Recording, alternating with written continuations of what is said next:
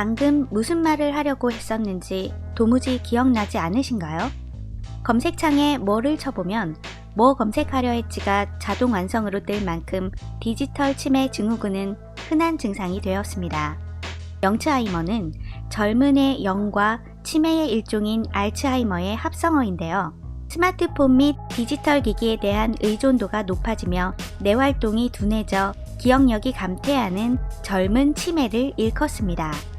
아무래도 스마트폰으로 검색하는 일이 늘어나다 보니 자연스레 기억력이 퇴화하는 것이라고 합니다. 인간의 뇌는 정보를 한시적으로 기억하는 단기 기억을 반복 학습하여 평생 보존되는 장기 기억으로 발전시키는데요. 기계에만 의존하고 스스로 사고하지 않으면 장기 기억에 저장되는 정보의 양이 감소해 점점 더 뇌를 사용하지 않게 된다고 합니다. 이 상황이 반복되면 기억력이 약화되고 집중력, 계산력이 낮아지며 심할 경우 치매 증상을 유발할 수 있다고 하는데요. 영츠하이머가 디지털 치매 증후군으로 불리는 이유입니다.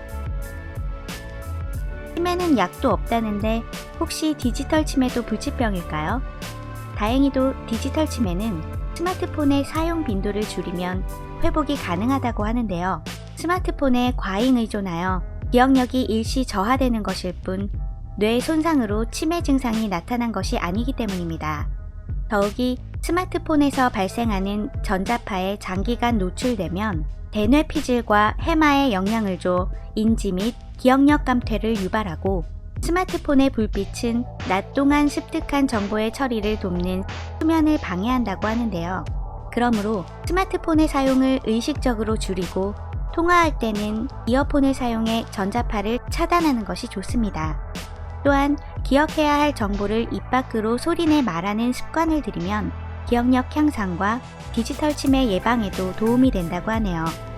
일본 고노 임상의학연구소에 따르면 디지털 치매 자가 진단 질문에 3가지 항목 이상 체크했다면 디지털 치매를 의심해봐야 한다고 합니다.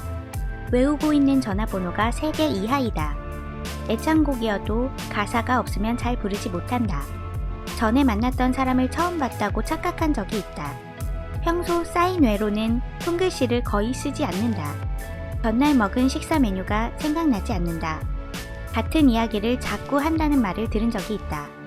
하루 중 메신저나 이메일 대화가 80% 이상이다. 내비게이션 없이는 스스로 길을 못 찾는다. 건망증은 기억의 일부를 문자 그대로 깜빡하는 것인 반면 치매는 까먹을 기억 자체가 존재하지 않습니다.